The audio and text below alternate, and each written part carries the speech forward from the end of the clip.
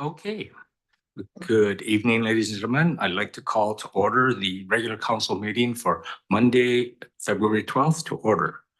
Our territorial acknowledgements, we respectfully acknowledge that the city of Colwood lies within the traditional territories of the Lekwungen speaking people represented by the Kasapsum and Songhees nations.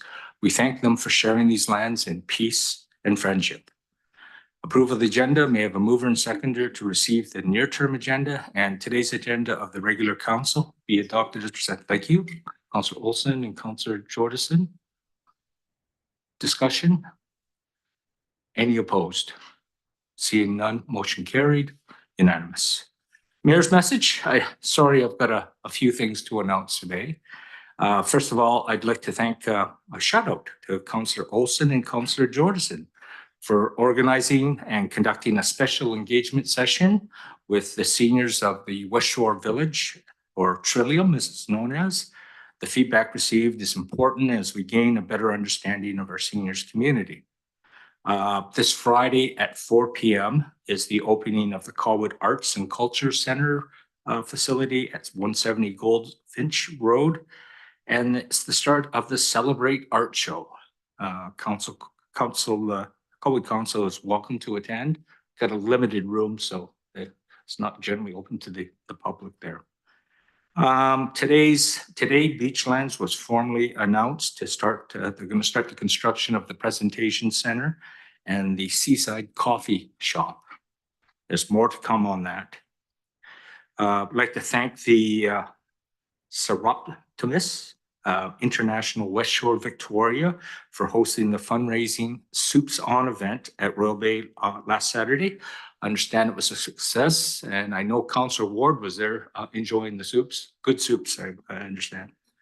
And lastly, this upcoming weekend, there's a number of family day activities in Colwood. West Shore Parks and Rec is putting on a number of events. As well as there's a new beach to mountain self-guide hike coordinated by Scenic.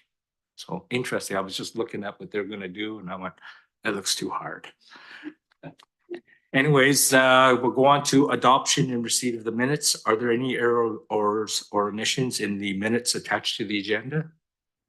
Seeing none, may I have a mover and seconder for the adoption of the or receipt of the minutes as recommended in section 4.1 of the agenda? Councillor Grove and Councillor Jensen. Any discussion? Seeing none. Any opposed? Seeing none, motion carried unanimous. Thank you very much. Public participation, we had, this is the first time I've ever seen this. We had no written submissions. And you know, prior or after the publishing of the agenda. So I'll just go to, I know there's no one that's registered to speak electronically, and I don't see any, oh, not unless, nope, Peter, you're not interested in talking? Okay. So I will move on off of public participation. Consent agenda. I just want to remind us 3 items on the consent agenda. A member of council may request the removal of any of these items for the purpose of individual debate or discussion. So we got them out early enough. A number of questions were posed. I made sure that everyone was CC'd on anything I asked. Does anyone want anything pulled from it? Councillor Jensen. No, the opposite, Your Worship. I'll move the consent agenda. Thank you very much. As written. Second, Councillor Jordison. Discussion? Seeing none, any opposed to the consent agenda? Seeing none, passed. Motion carried unanimously. Okay, on to new business. 7.1, the Colwood Electric Vehicle Charging Station user fees. And JR, you're on. Through the chair. Good evening, Mayor and Council. Thank you for the opportunity to speak tonight. So at service review in 2023, the cost pressures associated with the upkeep of the city's 6 charging stations were discussed as an area of concern. In accordance with council's wishes to ensure these stations are sustainably funded into the future, staff have looked at other local governments around the region as well as the anticipated operating costs for 2024 and are proposing a graduated user fee of $1.25 per hour for the first 4 hours and $2 per hour thereafter. Graduated fee will offset operating costs while encouraging natural turnover among station users. In 2023, only 75% of connection time was actually productive, giving a charge. So by instituting a fee, we'll make sure that these stations are available for people to use as needed as demand grows. Thank you. Thank you. Any questions? Councillor Grove.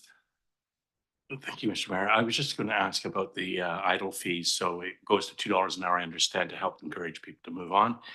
However, if required, can we, the software, I guess it's Hydro software, but can it, so the 3 sites still have our software, but anyway, can that software be used to impose an idle fee when they finish charging? Like some companies charge like $1 on a minute. Through the chair. Thank you for the question.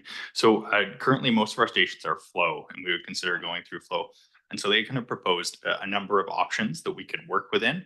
The idle charge did not feature amongst those. Okay. So the graduated seems to be amongst the flow options to be the best to encourage that turnover. Yeah, it might not even be possible. I don't know. So anyway, Thank you. yeah, thanks. Councillor Jensen. Yeah, thank you. Along the same lines, is this cost recovery? Is this the benchmark for cost recovery, or is it still like, is this user pay now? It covers the costs, or where are we at with that? Yeah, exactly. And so looking at the hourly fee, a lot of municipalities around the region started out at $1 per hour. Looking at the rate increases likely through 2024 and our operating costs, that wouldn't leave a lot left for us to cover our maintenance costs. So as a result, we're proposing the $1.25 an hour in order to actively cover those costs. Okay, so that's a good starting position then for us. And I do like the idea of encouraging people to leave. I can just picture people dumping their car for the day there while they hop the bus. And then it's left for the 8 hours or whatever. So I don't know how we fix that, or what your thoughts might be on that. Through the chair, our hope is that the fee will be enough to do that, especially going to the $2 an hour. Councillor Dale. Thank you. I appreciate this item coming forward with all the research that it had. That's great. And to see that even though our charging stations are only, the lowest end charging stations, so they're not fast chargers like what we're talking about at the Park and Ride. I'm hopeful that maybe we can get there, because that is an issue that I have heard from people in our community where they've moved into not even a very old condo, but it only had to be, things that were built in 2016. They still didn't consider electric vehicle charging in those condo type buildings in Colwood. So it is really important to have a place to help to encourage people to move here, to move towards electric vehicles, and to support our climate goals that way. So I think this is a great start. And I think that because we are at the lower end of the charging spectrum, not the latest and greatest, but just something that will help people to be able to recover their energy while they're here. I think it's a great start, and we're a little bit cheaper than Langford is, so I think that makes that a plus. So thank you very much, and I'd like to move the recommendation. I'll come back to you, Councillor Dale. Councillor Olson. Whoops. Mr. Mayor. Oh, There we go. thank you, John. I too just wanted to express that I'm happy to see this come forward. I think this is really a crucial finance area. It's the sustainability is important. And if the user fee is going to generate the funds to be able to maintain and kind of support the EV charging, and then I wholeheartedly support it. So I'm really happy to see this come forward. Thank you. Thank you very much. So just a quick question from EJR. Our current chargers that we have out front here and the ones down in the parking lot, are those level 2s? Are they the 14 kilowatt ones? Through the chair, thank you for the question. They're the basic 7 kilowatt chargers. Yeah. That's why we're cheaper. Okay, so I was just trying to nudge it up because I thought they were the 14 kilowatt ones. Okay, so that all makes sense. Okay, I'll go back to I'll assume Councillor Day, the motion is okay. Can I get a seconder on it? Councillor Olson. Any further discussion? Seeing none, any opposed? Seeing none, motion carried unanimous. Thank you. 7.2, development cost charge, roads bylaw 1836. It's a minor update. Joshua, sorry. Different Josh, it's all good. Me. Staff are seeking endorsement of a minor update to our DCC bylaw for roads. This topic, you may recall, was brought to you during service review. As part of the process, we need to bring forward the recommendation for minor update to council, and then we can seek approval from the ministry. The roads DCC bylaw was updated last in 2021. Since that time, we've seen unprecedented increases in construction and consulting costs. And this is a measure that the ministry has in place that we can try to recoup some of that. So why we're seeking a minor update versus a major is because the timeline for producing a major update is significant. The approval process also takes a lot longer. Excuse me. Also, we are planning to redo and update the transportation master plan this year, which will likely change a lot of the projects in our current DCC plan, meaning we'll have to change the scope and the projects themselves. So based on this, we recognize we'll likely be doing a major update in the next 1 to 2 years. We can do a minor update and try to mitigate some of the loss of income to our DCC program with this minor update. The nature of the minor update is really escalation of unit rates. So we can't change projects, we can't swap them out, we can't change scope in the project. We can just go in, take the unit rates, these have escalated, this contingency is no longer sufficient, and adjust based on that. Staff have worked with a consultant that has helped us with other DCC updates. We believe we've got forward in front of you a minor update that is in line with what the industry would expect. We have some anecdotal conversations we've had with the industry that indicate as much. The next step is to take the council recommendation tonight to UDI, if we get this passed through you tonight.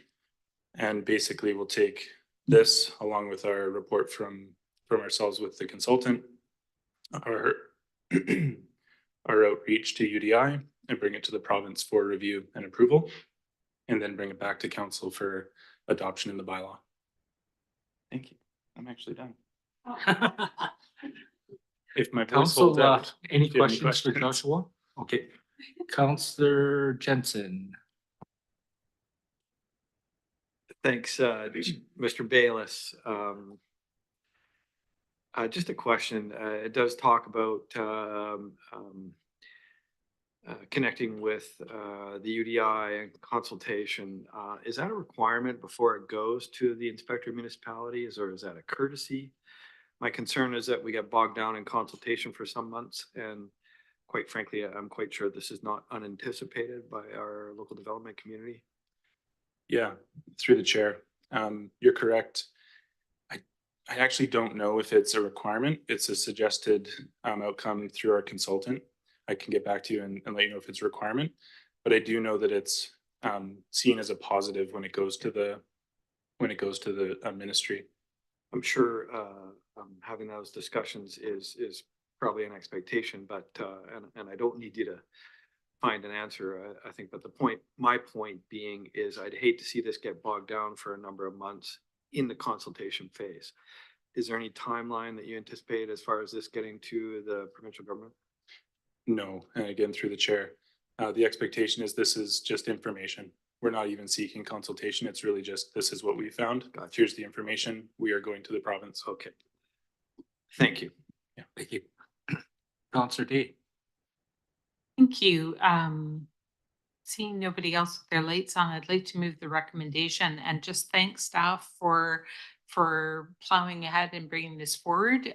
There's a lot to understand about our development cost charges bylaws, and it was very well explained in the report that we are just looking at what our actual costs are and amending that part first while we look to what our big picture thinking is for our transportation system. And I think that's important that we understand that and that we get on with the work of at least having the right dollar figures in what we're working with today while we work on figuring out what's best for tomorrow. So thank you. Seconder? Okay, Councillor Jensen, discussion? Seeing none, any opposed to the motion? Seeing none, motion carries. Unanimous, thank you. Straight into bylaws. 8.1, bylaw number 2007, the land use omnibus amendments, third reading. Understand Caitlin Suzuki wants to speak to this item. Oh, I see you're on.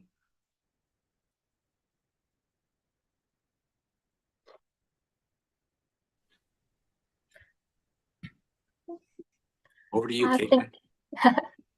Thank you, Mr. Mayor. Can you hear me okay? Absolutely. Okay, perfect.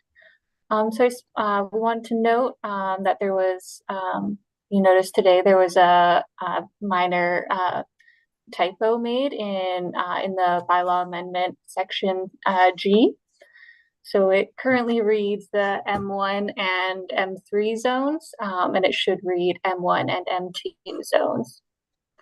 So this was in the report, it had the correct sections listed, but a mistake was made in the writing of the amendment.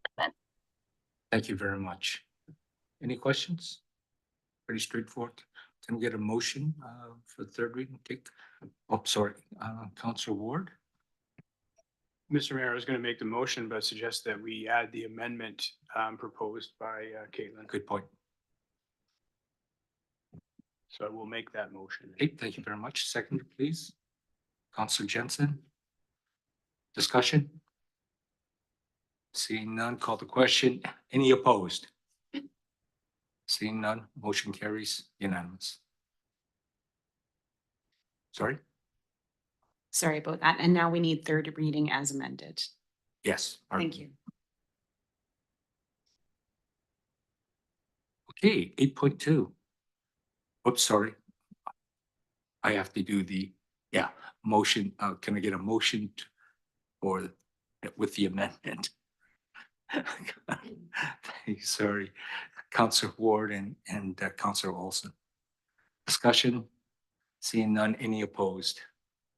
Seeing none, motion carries unanimous. Move on to 8.2, bylaw number 1700-09, OCP amendment, Olympic View Local Area Plan, third reading and adoption. Motion, please. Okay, Councillor Olson and seconder, Councillor Jensen. Discussion. Seeing none, call the question. Are any opposed to the motion? Seeing none, motion carries unanimous. 8.3, bylaw number 1742-03, development permit delegation bylaw, third reading. Get a motion, please, on the table. Okay, Councillor Grove, Councillor Ward. Discussion? Seeing none, call the question. Are there any opposed to the motion? Seeing none, motion carries unanimous. 8.4, bylaw number 1700-10, OCP amendment, the environmental development permit area, third reading.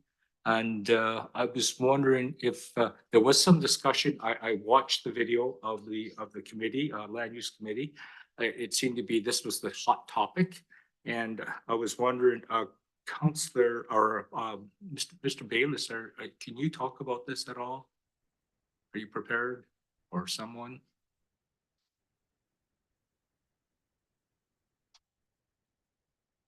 There was some concerns, and I understand Mr. Bayless took the notes and was going to make some amendments. If you want to tackle that. Hi, Mr. Mayor. Okay, I can Desiree. just provide a quick summary of sort of why the recommendation is before you tonight. So we heard from the public hearing lots of concerns about consultation on the bylaw and hearing more from qualified environmental professionals and other people in the development community on the bylaws before it goes forward for third reading. So the staff recommendation before you tonight is to bring the bylaw back out for consultation prior to giving it third reading. So it'd be for a 2-month period before we come back and with amendments to the bylaw. And Perfect. That's what I read the recommendation. I like it, to tell you the truth. Is there an idea to send it through the environmental committee also then? Is it just, or how are you approaching this? thank you for the question. No, there's no recommendation currently in for going forward to the environment committee, but staff would be open to that if council would like to include that in the motion. Perfect, thank you. I will go to Councillor Ward.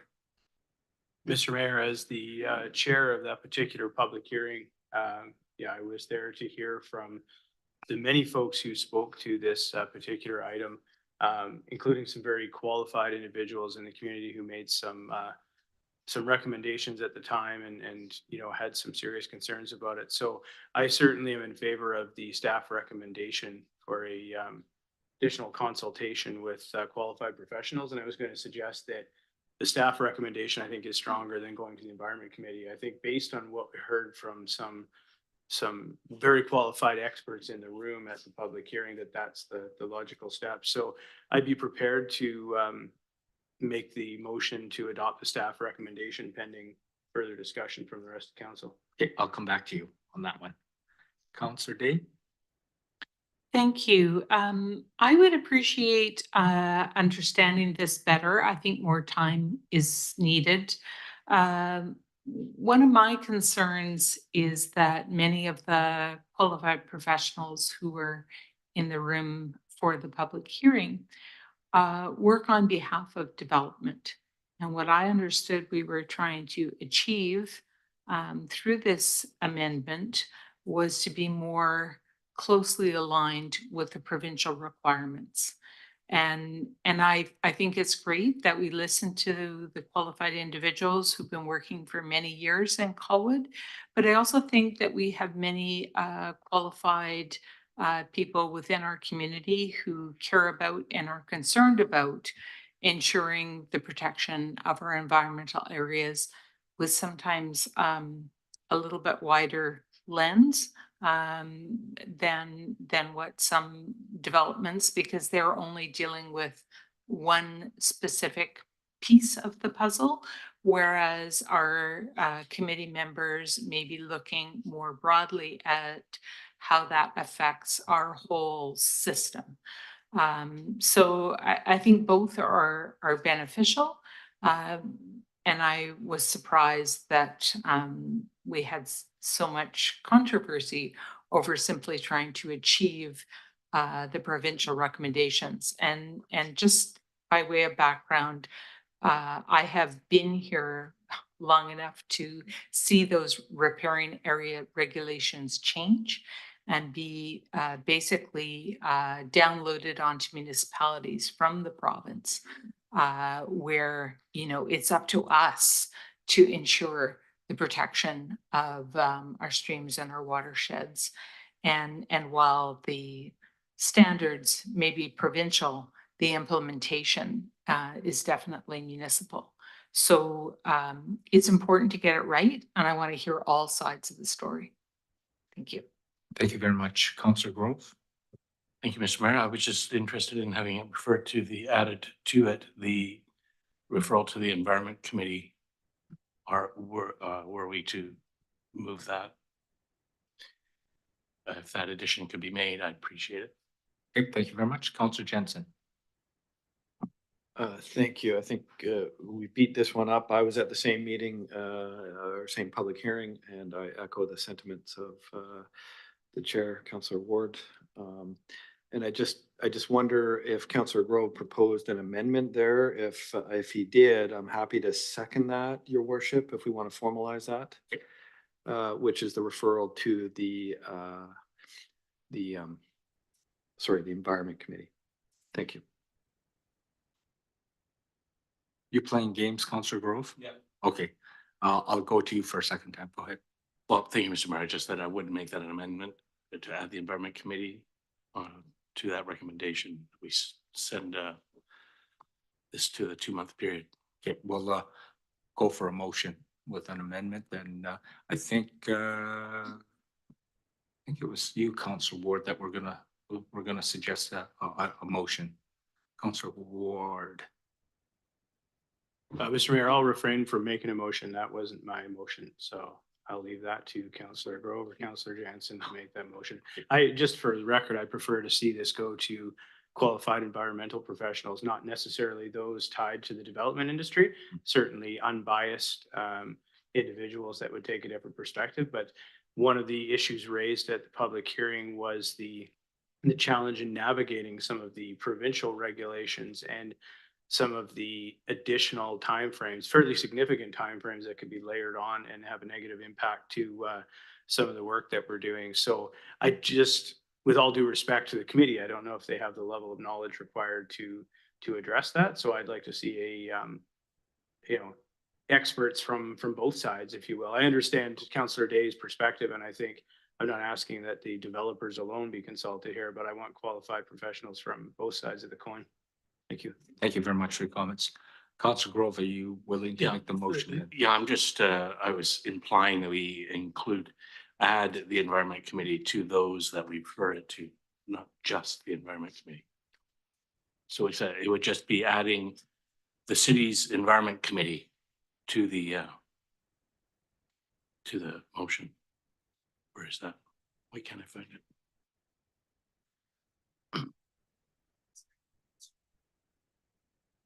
Yeah, that'd be great. Thank you.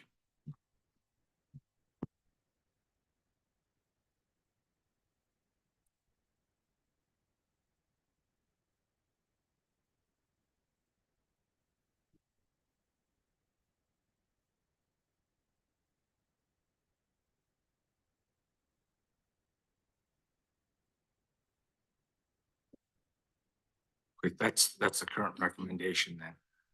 That has the addition of the cities. Oh, I see, yeah. Can't even read it. Okay, can I get a seconder on that? Is that okay, Councillor Grove, and how it's worded right there? Yeah, that's what I. Second? Okay. Councillor Wilson seconds that. Okay, open the floor for discussion. Okay, not seeing any, I'll call the question. All those for you want to put the motion back up again, please? That's okay. Just like to see them when they're changed.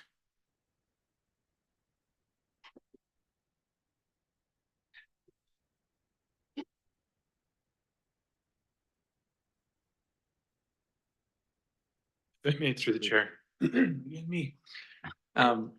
Just one note there, it says consultation over a 2-month period. If we go to the environmental committee, that may extend that. And that's not right or wrong, just a comment to make. Could be. Councillor Grove. The Environment Committee is meeting on February 20th. It was my hope that we could add this to that agenda on the 20th coming up of February. Staff is certainly open to trying to meet that timeline.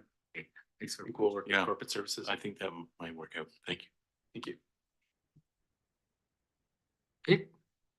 That's the motion on the table. Discussion's closed. All those in favor of the motion as shown? And those opposed? So Councillor Ward and Councillor Jordison are opposed. So the motion carries.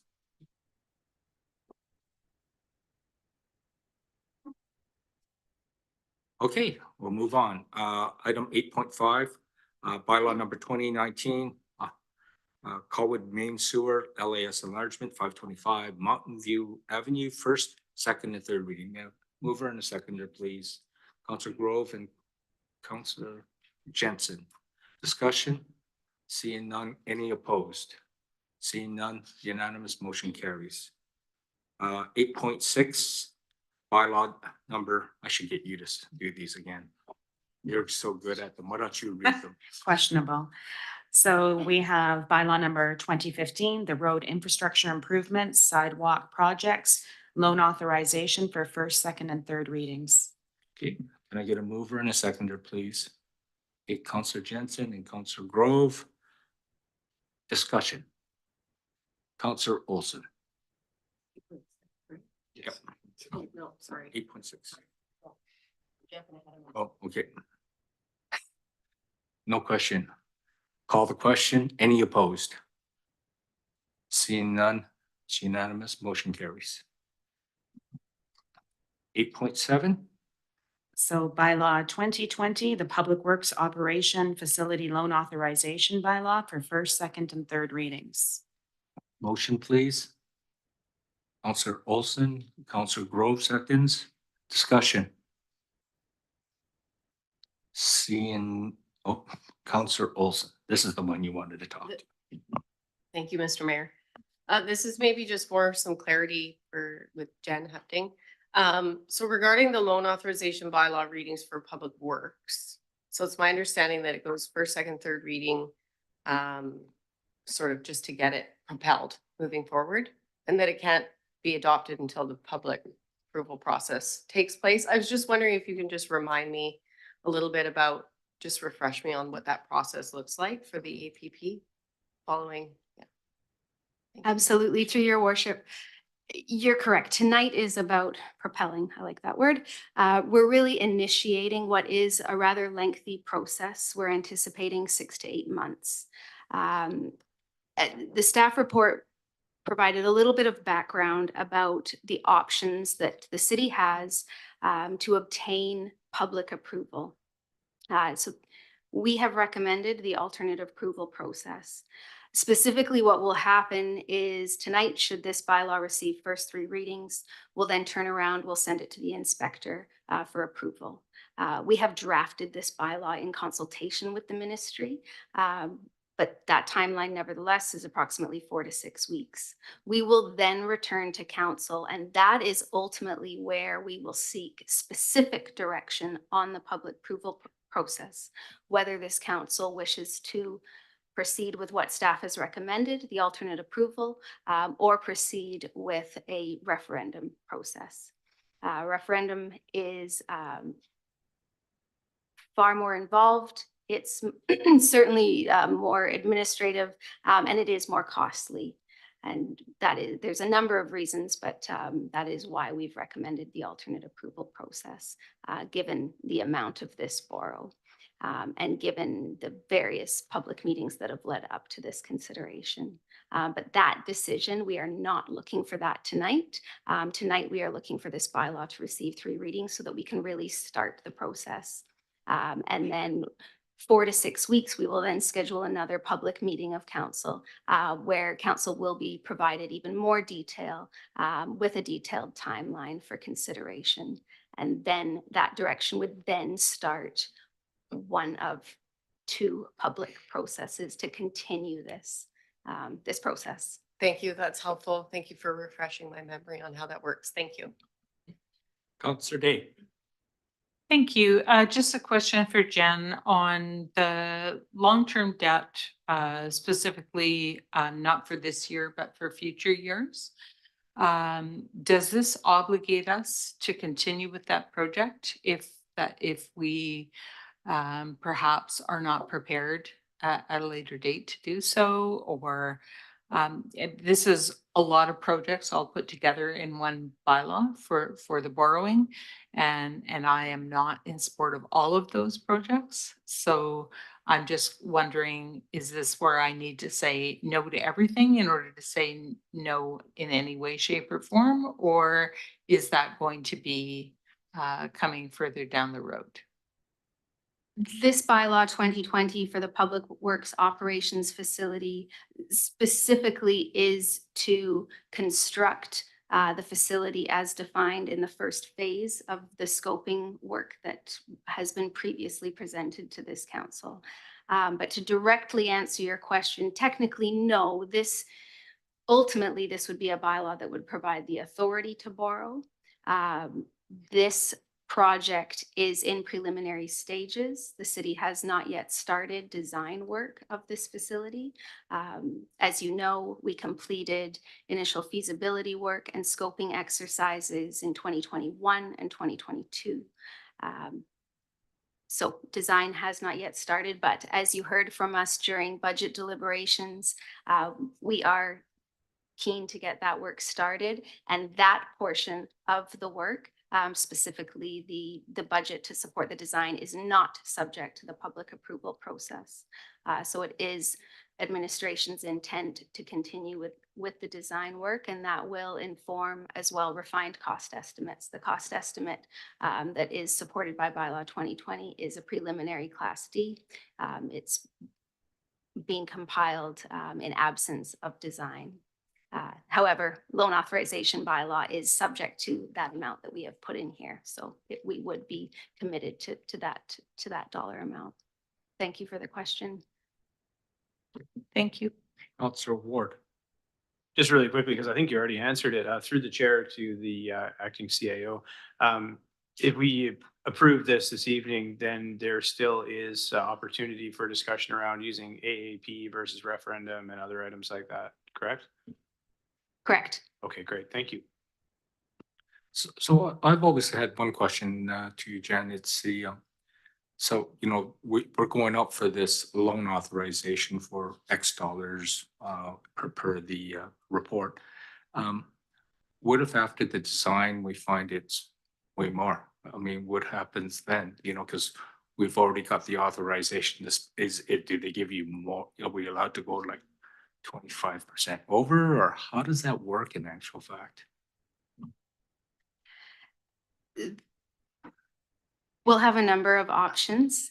I should preface this by saying I have not been directly involved in I've inherited loan authorization bylaws that we've had in place, and we've constructed under bylaws that have been decades old. But this is certainly inside of the last decade, the first time that I've moved forward on one. To directly answer your question, there are options. We don't really want to find ourselves in a position where we're amending these bylaws because it absolutely adds to the timeline. You've heard from our team earlier this evening regarding cost escalation, and this is already a 6 to 8 month timeline. We have discussed this somewhat internally as we prepped the updated budgets that have been presented to council inside of the last 2 years on this project. We have structured such that 10% of this project's budget is funded through reserves. We are of the belief that we can achieve what we are seeking to achieve, which includes post-disaster emergency operations facility within the budget that we have presented, and ultimately within this loan authorization amount. Okay, great. Thanks very much. I stumped you a little bit. Okay, seeing no other discussion, I'll call the question. All those in favor of the motion? Any opposed? Councilor Day. Perfect. Thank you very much. We'll move on to, so motion carries. We'll move on. 8.8. Yep. Yes, the bylaw number. Go ahead, you. So it's bylaw number 2021. It's the 5-year financial plan for the years 24 through 2028, and it's for first, second, and third readings. Okay, can I get a mover and seconder, please? Okay. Councilor Olson and Councilor, no? Okay, you moved it though, right? Yes. Okay, Councilor Jensen seconds it, please. Discussion? Seeing none, I'll call the question. Any opposed? Okay, Councilor Day opposes. And motion carries. And that's it. A motion for adjournment, please. Councilor Grove, Councilor Olson, discussion, seeing none, any opposed? Thank you very much, ladies and gentlemen. New record for council meeting.